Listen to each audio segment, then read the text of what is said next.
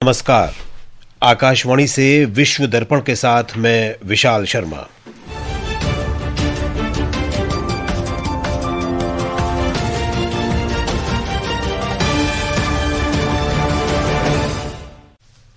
मुख्य समाचार।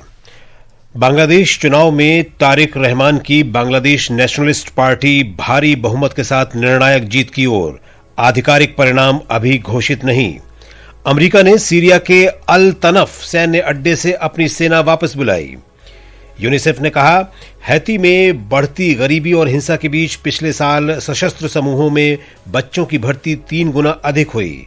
दुनिया भर में आज विश्व रेडियो दिवस मनाया जा रहा है। और आईसीसी क्रिकेट T20 विश्व कप में भारत ने नामीबिया को 93 रन से हराकर अब तक की सबसे बड़ी जीत दर्ज की।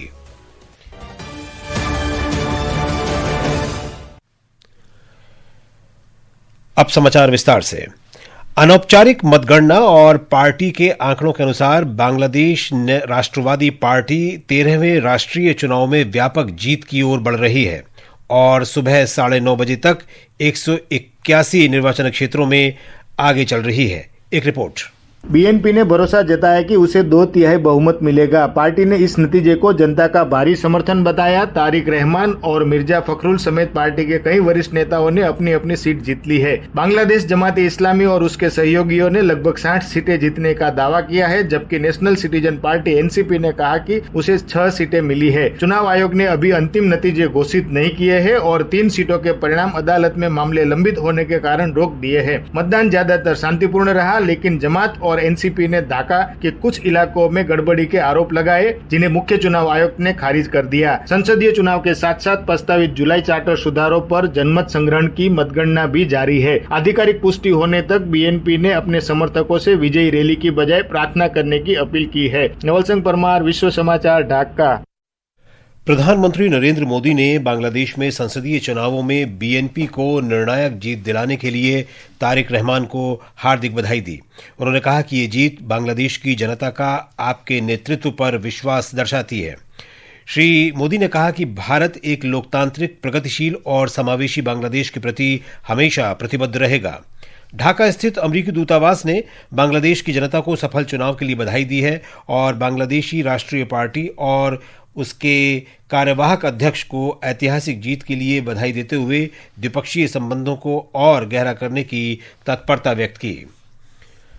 अमेरिका की सेना ने कहा है कि उसने कल सीरिया में स्थित रणनीतिक सैन्य अड्डे अल तनफ गैरिसन से अपनी वापसी पूरी कर ली और इसे सीरियाई सेना को सौंप दिया।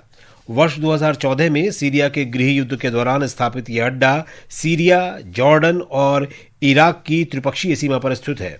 शुरुआत में अमेरिका ने इस सैन्य अड्डे को इस्लामिक स्टेट के आतंकवादियों के खिलाफ गठबंधन के अभियानों के केंद्र के रूप में इस्तेमाल किया था।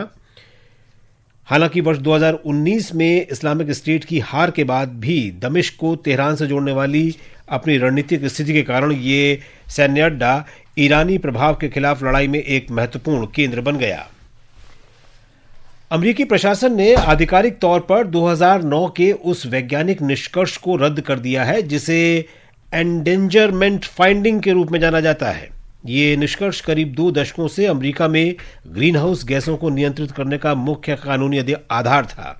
राष्ट्रपति डोनाल्ड ट्रंप ने इस कदम को अमेरिका के इतिहास में अब तक की सबसे बड़ी विनियमन विरोधी कार्रवाई बताया है।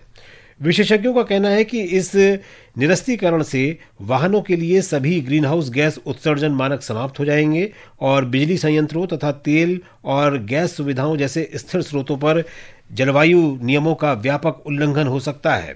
पर्यावरण समूहों ने इस कदम को जलवायु परिवर्तन से निपटने के लिए संघीय प्राधिकरण पर अमेरिका के इतिहास का सबसे बड़ा हमला बताया। अमेरिका के राष्ट्रीय विज्ञान फाउंडेशन एनएसएफ ने आर्टिफिशियल इंटेलिजेंस के माध्यम से अमेरिका और हिंद प्रशांत क्षेत्र में कृषि को आधुनिक बनाने के लिए क्वाड समर्थित पहल के तहत पहले पुरस्कारों की घोषणा की है। Advancing innovations for empowering next gen agriculture या AI एंगेज नामक ये कार्यक्रम 6 अंतर्राष्ट्रीय अनुसंधान परियोजनाओं को समर्थन देगा। इस प्रयास में एनएसएफ $24 लाख का निवेश कर रहा है। इसमें एनएसएफ, ऑस्ट्रेलिया का राष्ट्रमंडल वैज्ञानिक और औद्योगिक अनुसंधान संगठन, जापान विज्ञान और प्रौद्योगिकी एजेंसी और भारतीय कृषि अनुसंधान परिषद शामिल हैं। अमेरिका के राष्ट्रपति डोनाल्ड ट्रंप ने भारत के साथ हुए अंतरिम व्यापार समझौते को ऐतिहासिक बताया है।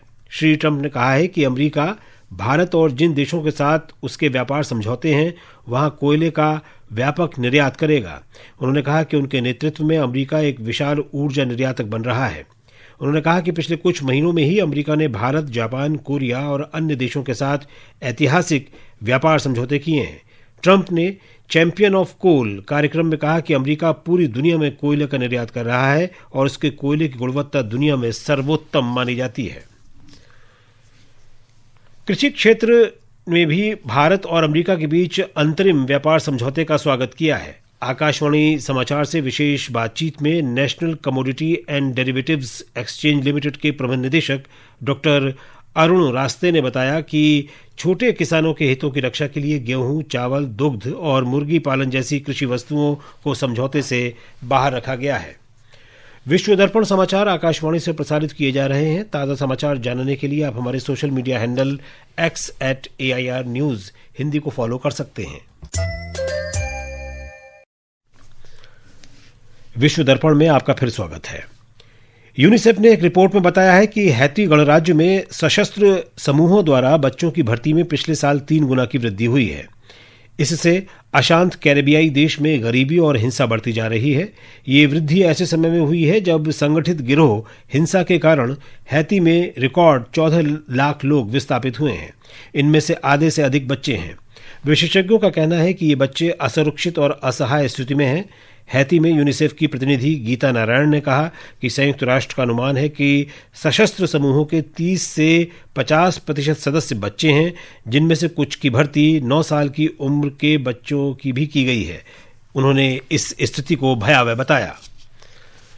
ऑस्ट्रेलिया की मुख्य विपक्षी पार्टी ने पूर्व रक्षा प्रवक्ता एंगस टेलर को अपना नया नेता चुन लिया है। पार्टी ने सुसान ले को हटाते हुए ये फैसला किया। एक रिपोर्ट। यह निर्णय लिबरल पार्टी की चुनावी हार के महज 9 महीने बाद और जनमत सर्वेक्षणों में लगातार गिरावट के बीच लिया गया है। कैनबरा में लिबरल पार्टी के सांसदों ने 34 के मुकाबले 17 मतों से एंगस टेलर को अपना नया नेता चुना। लिबरल पार्टी मध्य दक्षिणपंथी गठबंधन की वरिष्ठ सहयोगी है, जिससे उसका नेता ही विपक्ष का नेता होता है। पिछले मई में सत्तारूढ़ लेबर पार्टी की भारी जीत के बाद से मध्य दक्षिणपंथी विपक्ष आंतरिक मतभेदों से जूझ रहा है। गठबंधन 2 बार टूटा और फिर से बना और उसका जन समर्थन घटकर विद्रोही धुर दक्षिणपंथी वन नेशन पार्टी से भी नीचे गिर गया। विश्व दर्पण के लिए आनंद पाठक। आज विश्व रेडियो दिवस मनाया जा रहा है। ये दिवस 1946 में संयुक्त राष्ट्र रेडियो की स्थापना की स्मृति में प्रत्येक वर्ष 13 फरवरी को मनाया जाता है। इस वर्ष का विषय है रेडियो और आर्टिफिशियल इंटेलिजेंस। AI एक उपकरण है, आवाज नहीं। इस अवसर पर प्रसार भारती और यूनेस्को के संयुक्त तत्वावधान में छत्तीसगढ़ की राजधानी रायपुर में एक विशेष कार्यक्रम का आयोजन किया जा रहा है। प्रधानमंत्री नरेंद्र मोदी ने विश्व रेडियो दिवस के अवसर पर देशवासियों को शुभकामनाएं दी हैं। सोशल मीडिया पोस्ट में उन्होंने कहा कि यह दिवस रेडियो से जुड़े लोगों के प्रयासों को सम्मान देने का अवसर है। उन्होंने कहा कि रेडियो एक ऐसा माध्यम है जो दूर दराज के गांवों से लेकर व्यस्त शहरों तक लोगों को एक विश्वसनीय आवाज के रूप में सेवाएं देता है। आईसीसी T20 क्रिकेट विश्व कप में कल रात ग्रुप ए के मैच में भारत ने नामीबिया को 93 रन से हरा दिया। भारत की T20 विश्व कप में रनों के अंतर से ये सबसे बड़ी जीत है। प्रतियोगिता में आज सुबह 11 बजे कोलंबो में ऑस्ट्रेलिया और जिम्बाब्वे आमने सामने होंगे। और अंत में मुख्य समाचार एक बार फिर। तारिक रहमान की बांग्लादेश नेशनलिस्ट पार्टी ने संसदीय चुनावों में भारी बहुमत का दावा किया। प्रधानमंत्री नरेंद्र मोदी ने इस बड़ी जीत पर उन्हें बधाई दी है। अमेरिका ने सीरिया के अल तनफ सैन्य अड्डे से अपनी सेना वापस बुलाई। यूनिसेफ ने कहा हैती में बढ़ती गरीबी और हिंसा के बीच पिछले साल सशस्त्र समूहों में बच्चों की भर्ती 3 गुना अधिक हुई। दुनिया भर में आज विश्व रेडियो दिवस मनाया जा रहा है। और आईसीसी क्रिकेट T20 विश्व कप में भारत ने नामीबिया को 93 रन से हराकर अब तक की सबसे बड़ी जीत दर्ज की।